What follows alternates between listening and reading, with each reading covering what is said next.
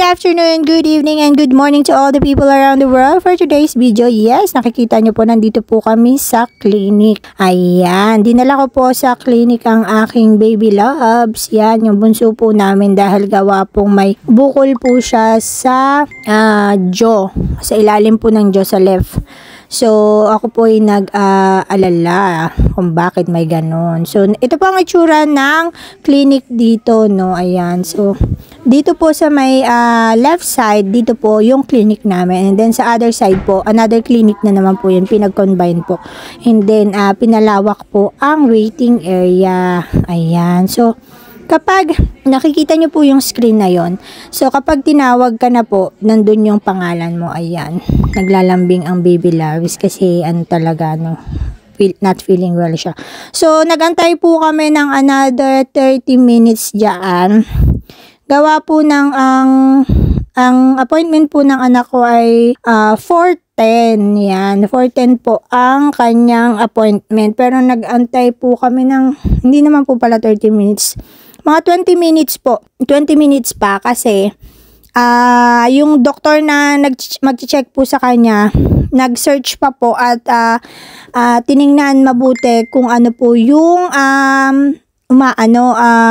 lumabas sa kanyang jaw, kung ano po yun. So, ayan. So, pag may mga ganyan po mga bagay-bagay, no, kailangan po natin talagang dalhin sa clinic or hospital po para malaman po natin yung mga nararamdaman ng mga bata. Ayan. So, wag po natin walang bahala ang mga ganyang bagay dahil po importante po ang kalusugan.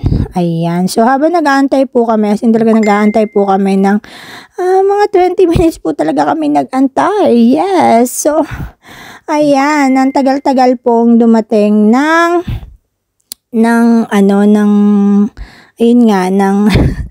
tawag sa kanya. Ayan. Habang nag-aantay kami, ayan, nagkukulitan din naman kami dyan. Ayan, tinitingnan ko po talaga, no, inaabangan ko po talaga, ang dami nang umalis na mga pasyente.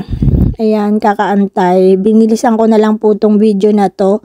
Ayan, minaksimum ko po ng zoom, ng speed para naman hindi ganun kahaba ang video na to. Ayan, tinawag na rin kami. So, ayan po, papasok na po kami. And then, bawal po ang camera dun sa loob po ayan, bawal po kasi yung camera dun sa loob ng room. Hanggang dito na lang po. And then, ayan, tapos na po kami. Dumiretso po kami sa pharmacy para kuhain yung antibiotics niya po. Ang findings po is, yun nga po, virus lang po, viral infection po sa ears. And then, madadala ng antibiotic. Thank you for watching, guys.